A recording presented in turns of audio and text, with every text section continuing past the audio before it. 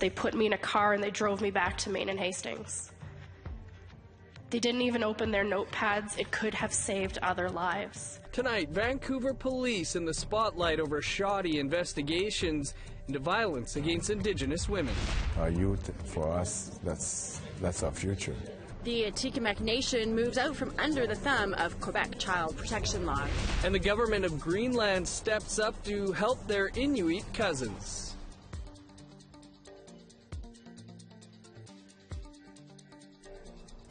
Good evening, welcome to APTN National News. I'm Dennis Ward. And I'm Melissa Ridgen. The national inquiry into missing and murdered Indigenous women and girls is in Calgary this week for another round of hearings. Here's Tamara Pimentel with the latest. Today, the inquiry heard testimonies from organizations from across the country focusing on the lack of support and services for Indigenous women. Our requests were not answered. The day began with the Vancouver Sex Worker Rights Collective. Representative lawyer Carly Payette read statements and stories from her clients who call for an independent review of the Vancouver police responses to violence. I got away. I was lying on the sidewalk. I raised my hand up. There were 4 cops in an undercover car. They saw me. I told them they were 2 minutes behind him. I told them what the van looked like, what he looked like. I said he went that way, and I pointed. I told them I was tasered. I showed them the marks. They said no. They didn't even open a notebook. They didn't even take me to a hospital. They asked where I lived. I was homeless. They put me in a car and they drove me back to Maine and Hastings. They didn't even open their notepads. It could have saved other lives. My truths had no relevance, no truth, and after that, 25 more women went missing. Tamara Pimentel, APTN National News, Calgary. A 20-year-old battle over who controls child welfare in the Atikamekw Nation is now settled. The community is now the only authority over child protection. They're calling it an historic victory in Quebec, and Danielle Rochette reports. It was a long and arduous journey. Here in Quebec, the Atikamekw Nation is no longer under the Quebec Child Protection Law. That's what it is. It sounds simple, but it took decades to work out a deal with the province and change Quebec's youth protection laws. La première embûche, ça a été de faire modifier la loi pour inclure l'article 37.5 qui permet maintenant au gouvernement de prendre entente, comme avec les Atikamekw, pour appliquer un régime particulier de protection de la jeunesse qui respecte les droits fondamentaux des enfants et de leurs parents. The Atikamekw Nation officially assumed full autonomy for the protection of their youth as of November 20th. That means any children who need to be placed in care will stay within the community rather than being sent to non-Indigenous homes. Dans environ 80% des cas, on réussit à garder les enfants en milieu Atikamekw. Et quand je suis arrivée en 98, c'était complètement l'inverse. C'était dans environ 80% des cas, les enfants qui étaient retirés de leur milieu étaient placés en milieu alloctone. Grand Chief Awashish says that it takes a whole community to raise a child, and that is exactly what they are doing. Being lost in the system, you don't know what's going on. All those smart people are deciding for you what's best for you, and you have nothing to say. But the Atikamekw system, we make them speak. We speak with their parents. We work with them. We have family council. We have community council. There's the Conseil des Sages, which is if the translation is wisdom council, which everybody works all together. Considering that 90% of the Atikamekw members speak their language and that the youth represent 60% of the population, it gives also hopes for the future of the nation. The children and youth from the Atikamekw communities of Manawan and Wemontashi, or on the urban territory of the city of Latsuk and Labostonais, are the beneficiaries of this agreement. Our youth, for us, that's our future. So we want to make sure that the way we approach with them, the approach that we take with them is reflect our culture. We use our language, which is very, very important for us, the Atikamekw Nation. and preserve our identity. Strong from their experience and expertise, the Atikamekw Nation can now play a role model for other Aboriginal communities. Daniel Hachette, APTN National News, Montreal. We want to hear what you think. Here's how you can continue the conversation. You can send your emails to news@aptn.ca, find us online at aptnnews.ca, and on youtube.com/aptnnews. You can also follow APTN News on Facebook, Twitter, and Instagram for more Indigenous news. The Métis National Council is looking at what the federal Indigenous rights framework will mean for them. The MNC is in Winnipeg this week preparing for its annual general meeting. At today's policy forum, the President expressed concerns over the stalled rights legislation. APTN's Ashley Branson has more. Today is the second day leading up to the Métis National Council's General Assembly. One of the highlights discussed was the implementation of the Indigenous rights framework, and can the Métis Nation go it alone? Because the simple answer is yes, the Métis Nation can go it alone. There's no reason why Canada cannot pass the same legislation and make it Métis Nation specific. Last February, Prime Minister Justin Trudeau promised legislation that would recognize Indigenous rights and put them into action. But a few weeks ago, APTN learned the federal government's Indigenous rights framework is being delayed and won't be coming before the end of the year. I haven't been told that it's not going to proceed to try to meet the deadline for passage before the next election. MNC Council President Clément Chartier is hopeful the framework continues. Tom Isaac, who is federally appointed by the Minister of Indigenous and Northern Affairs as the minister's special representative on reconciliation with the Métis, he says the framework is a unique opportunity for the Métis Nation's rights to be acknowledged by the federal government. What's important is that in the framework that's being proposed, there's nothing that hurts, negatively impacts, or limits the rights. It's all about acknowledgement and moving forward, and that's what's critical. President Chartier says he remains optimistic that the framework will proceed for the Métis, but he has worries about the time frame. If it's not tabled relatively soon, it's not going to meet, the deadline prior to the next election. So at that time, it then becomes kind of irrelevant if it's going to be dealt with after the election, because we just would need to wait until the outcome of that election and see who, gets into power. If the Liberals get reelected, then we would continue to press them to move forward on that legislation. If the Conservatives form government, I don't think we'd have much of an opportunity to even have that dialogue. Ashley Branson, APTN National News, Winnipeg. Big Stone Cree Nation in Alberta held their elections in October for Chief and Council. Almost a month later, an arbitrator is deciding if a new election is necessary. He was at the First Nation to hear 3 appeals stating the election was poorly run. Here's APTN's Chris Stewart. Gordon McKenzie has to make a big decision. As an arbitrator, the lawyer from Edmonton has to decide if Big Stone Cree Nation will be getting a new election for Chief, Council, or both. A turnout of about 50 people arrived at the local school to watch the 3 appeals, launched by band members and a member running for council who lost. The appeals contend that the October 29th election had many irregularities. This was Renee Bieber's first time to vote. She tried to vote in Edmonton. She is a Big Stone member but did not register to vote. She says she was not told she needed to. She stayed almost 2 hours to vote. And they told me again that I wasn't able to vote. They said that I went to the front and gave them my name and my number again. And they were looking my name and number on the list. And then they said, we'll get back to you. We'll call to see if you're a bad member. And they never got back to me. And I felt like that I wasn't heard. The arbitrator did not allow APTN to film the appeal hearing. John Goulian ran for council. He presented an appeal from another band member. He says the electoral officer ran a poor election, 2 separate voting lists. Members that voted in the 2014 election weren't allowed to vote in this election. Again, there was confusion on that part on electoral officer, and also there was 2 lists going around. The polling clerks could not get a hold of him all day, non-return calls. So again, it caused confusion in all the polling stations.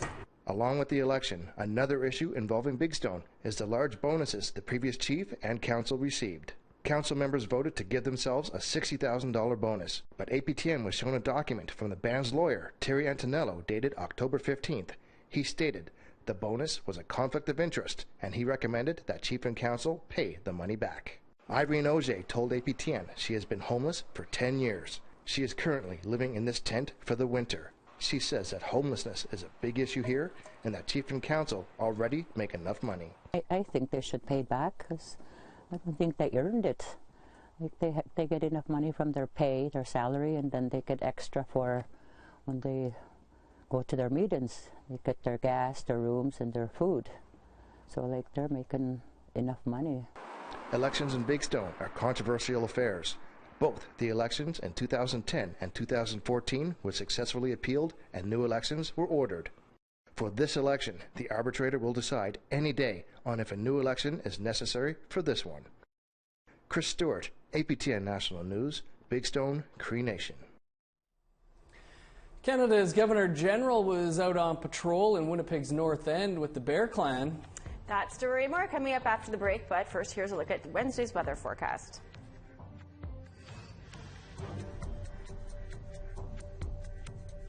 On the East Coast, we've got 3 in rain in St. John, 7 in rain in Halifax. To northern Quebec and Labrador, Inukjuak is clear skies -13. Happy Valley Goose Bay is snowing in 1.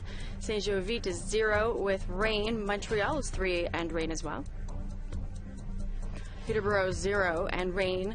London is 0 and rain. -1 in Sault Ste. Marie and rain.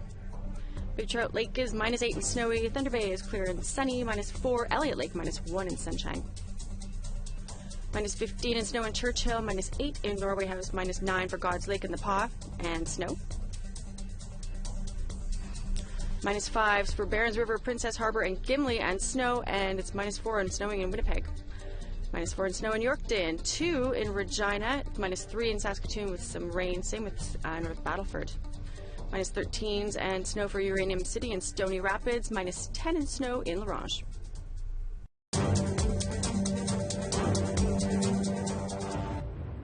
Welcome back. The Bear Clan Community Patrol in Winnipeg had another special guest join them for a photo op.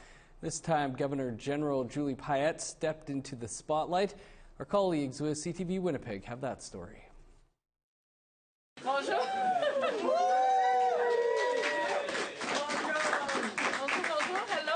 That was the warm welcome Governor-General Julie Payette received from the Bear Clan Patrol just before a chilly task. Payette joined over 50 volunteers of the Neighborhood Watch Team on a walk they do 5 times a week. She says the experience was a positive one. When we get together as a community, when we put our effort together and our will to help others, we can achieve anything. The patrol team guided Payette through North End streets like Mackenzie Street and Stella Avenue, an area that is plagued with meth trafficking and murder. Bear Clan Patrol co-founder James Favel says the routes were deliberately chosen for the Governor-General. These are the tragedies that we have to deal with in this community, on an ongoing basis, and I wanted her to know that. I wanted her to understand that. Vanessa Roulette is a recovering meth addict and has been with the Bear Clan for almost 2 months.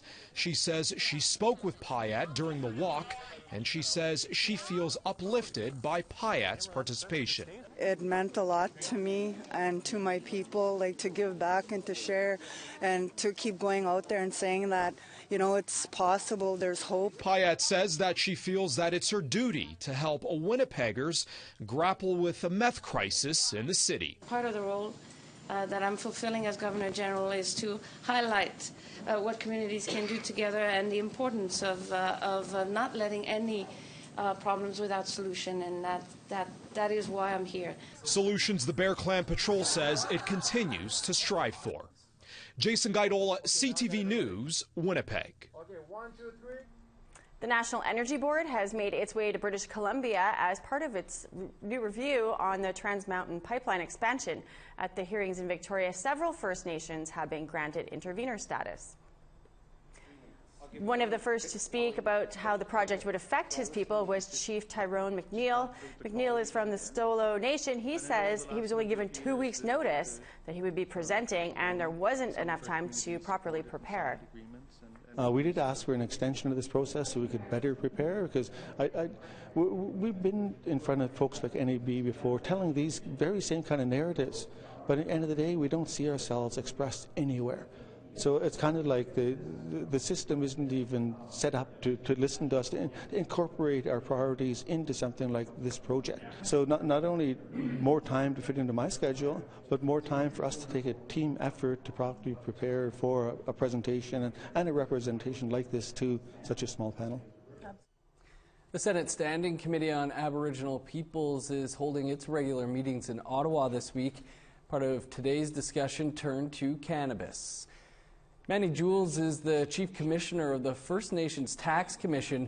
The Commission promotes on-reserve taxation powers. He told the Standing Committee that he's working with First Nations to develop a framework on sharing money raised by taxing on-reserve cannabis sales, something that's already done with gasoline and cigarettes. He expects that work to be completed next spring. And once you tell them that 75% of that's going to be shared, not with us, but with the provincial governments, they take another deep breath and say, what? And so there's a lot of support across the country, and it's gaining momentum to create a national institution to deal with that, so that we can ultimately have a stamp, that we can regulate these products on a national basis, as well as getting our fair share of the excise tax, which will be collected off of our citizens. Coming up, a memorial today to commemorate the hanging of 8 men who took part in the Northwest Rebellion. And right after the news tonight, a new episode of Face to Face. Our guest this week is 60s Scoop survivor Stuart Garnett. Garnett was at one time one of the lead plaintiffs in a Manitoba-based class action lawsuit. Situation with First Nations, not just 60s Scoop. As a matter of fact, I've kind of detached myself from 60s Scoop, because today, as a matter of fact, it still goes on. Mm-hmm. And what makes me better than the kid that's being adopted into a non-Aboriginal family today than years ago? I really want to take the time to say this, that you know, my adopted family loved me very, very much.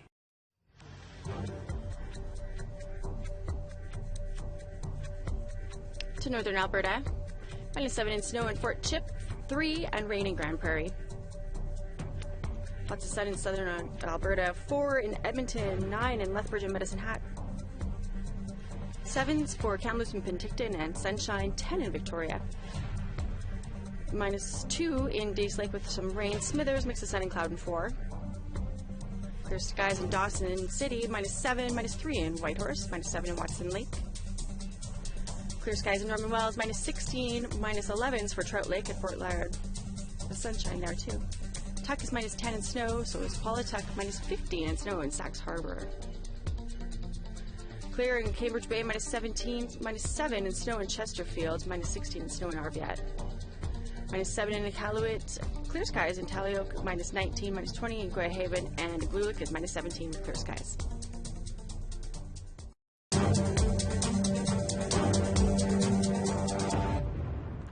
Welcome back. Today marks a dark anniversary. It's been 133 years to the day since 8 men who took part in the Northwest Rebellion were hanged in Battleford, Saskatchewan. They were sentenced to death for their roles in the killing of 6 civilians at Frog Lake in Battleford in 1885. The civilians included an Indian agent, a priest, some traders, and farmers. A ceremony took place today in Saskatoon at the Winooskewin Heritage Park. The Federation of Sovereign Indigenous Nations and the Office of the Treaty Commissioner honored the 8 First Nations men they say were put to death for protecting their Indigenous rights in 1885. I know this is just the first of many discussions that we're going to have about this hanging and what happened there.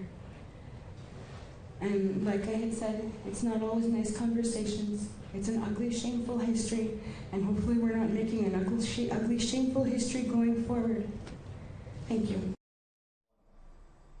The inaugural Indigenous International Film Festival kicked off recently in Vancouver, and APTN's Tina House was there. Here she has this story. It was a traditional Hawaiian luau, showcasing dancers and food, to officially open the Indigenous International Film Festival in Vancouver. The who's who in Indigenous film were there to not only celebrate, but to take in the 12 films chosen to screen. They've been making, all these amazing programming choices, making sure the community comes out. They're doing all the protocols. They're in the Van City Theatre, which is amazing. Black Divas from Australia was one of the films selected. The thing about Aboriginal drag is you're representing all of the mob out there who don't have the same opportunities you do right now. For Tamara Bell, who founded the festival, it's a dream come true to see her vision come to life. For an inaugural event, it's very, very exciting. So I'm honored to be a part of it. I appreciate the Coastal Salish people for allowing us on their territory. So yeah, we're thrilled. The Indigenous International Film Society and Access partnered together to offer a 2-month film boot camp just before the festival. And the students got to screen 2 films that were developed from the training. George Sinclair was one of the students of the program. He's also catering the event tonight. Our head instructor, Tamara Bell, pushed me so hard. To have the foot in the door in the industry was something that I never thought I would ever have. Filmmaker Barbara Hager says it's great to see the next generation like George step into the spotlight. I think that's really important for our young filmmakers to come out and hear some of us old-timers that have been around the block a few times, just to learn more about what it's like to be an Indigenous filmmaker. These films are being made by Indigenous filmmakers, stories that are either historical or they're fiction or we're documenting them. There's so many films and we only have 2 days. So the films that we've selected we think are great. When Native people come together, they just get it done. There isn't a great deal of dialogue. It's just like, let's do it. And that's just the way we are culturally. The Indigenous International Film Festival showcased films from right around the world. They're hoping to have another festival next year. Tina House, APTN National News, Vancouver. That's your APTN National News for this Tuesday. Tune in tomorrow at 3 p.m. Eastern Time for a live edition of In Focus, where this week we're putting sports and both traditional and non-traditional in focus. I'm Melissa Ridgen. Have a great night. And I'm Dennis Ward. Stick around for Face to Face. We'll see you back here tomorrow.